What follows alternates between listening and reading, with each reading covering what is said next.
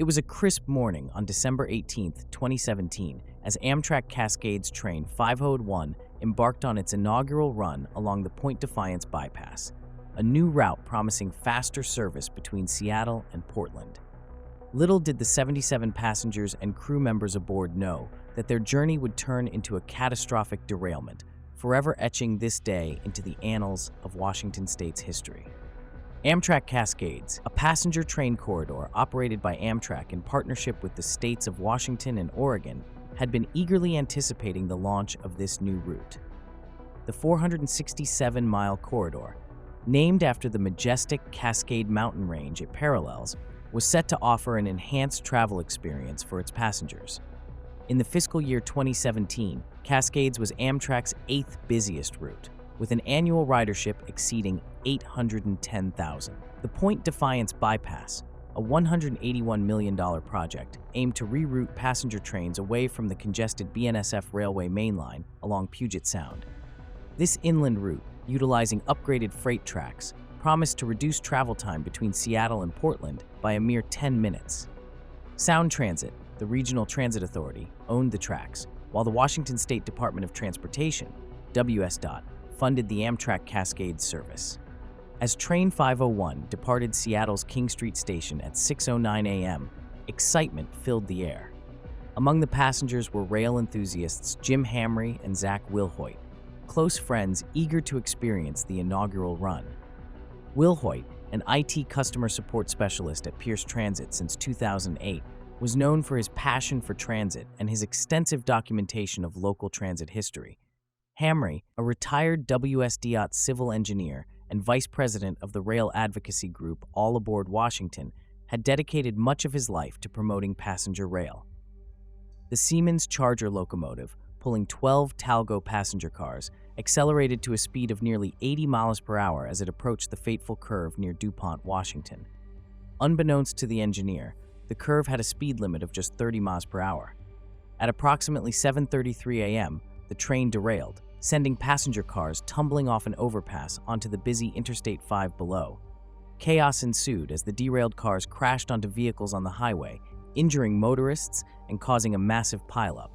First responders rushed to the scene, faced with a devastating sight.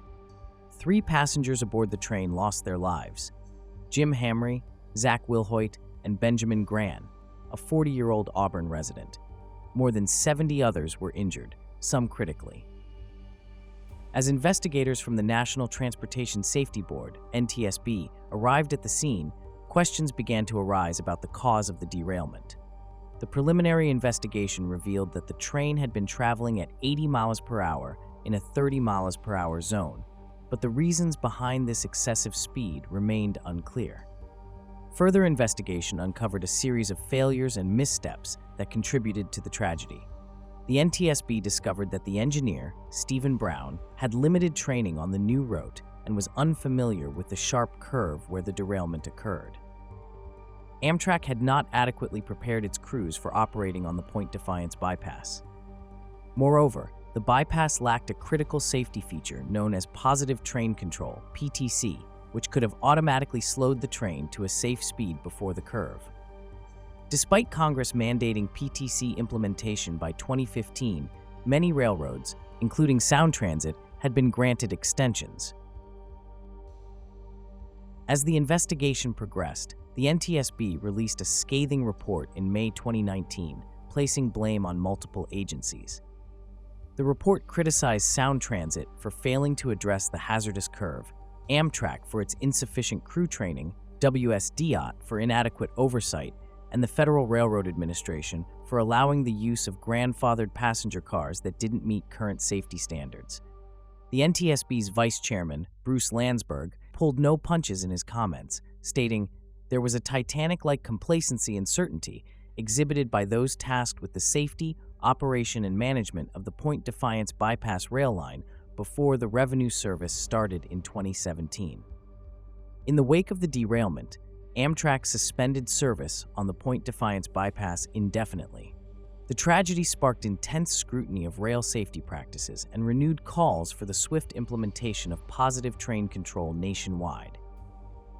For the victims and their families, the aftermath of the derailment has been a long and arduous journey. Other survivors, like Chris Carnes, who walked away with minor injuries, grappled with the emotional trauma of the experience. "I woke up with the train wobbling," Carnes recalled. "And after that, I just don't remember anything after that." The families of Jim Hamre and Zach Wilhoit mourned the loss of their loved ones, two passionate advocates for rail transportation whose lives were cut tragically short. The rail community felt their absence keenly, with All Aboard Washington's executive director Lloyd Flem noting, "Jim spent much of his personal time and treasure when he wasn't working at WSDOT, advocating for more and better trains in America." As the years passed, progress was made in implementing safety measures and holding those responsible to account. In 2019, the engineer of the derailed train, Stephen Brown, filed a lawsuit against Amtrak, claiming the company failed to provide him with adequate training and equipment. Brown, who suffered serious injuries in the crash, sought to recover damages for his lost wages and pain and suffering. Amtrak, in turn, reached settlements with many of the victims and their families. In 2021, a jury awarded nearly $17 million to 3 victims, including Timmy, who was awarded $7.75 million for his extensive injuries and ongoing medical needs.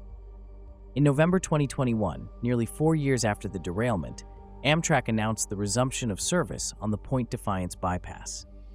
The company emphasized the implementation of new safety measures, including the activation of positive train control, improved crew training, and additional signage along the route.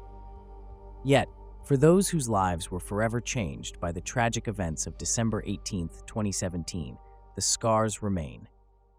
The Amtrak Cascades 501 derailment stands as a somber reminder of the critical importance of rail safety and the devastating consequences of complacency and oversight failures.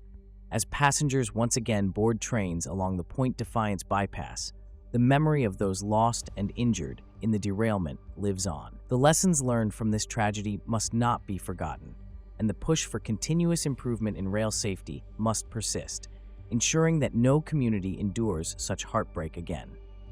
In the end, the story of Amtrak Cascades 501 is one of lives shattered, dreams derailed, and the resilience of the human spirit in the face of unimaginable adversity. It is a call to action for those entrusted with the safety of our transportation systems, a reminder that the price of failure is far too high. As we move forward, let us honor the memory of those lost by working tirelessly to prevent such tragedies from occurring, ensuring that every passenger who steps aboard a train can do so with confidence and peace of mind. Thank you for watching this documentary. Your support is crucial in helping us continue to create impactful documentaries like this one. Please like, subscribe, and turn on notifications so you don't miss out on more stories like this one.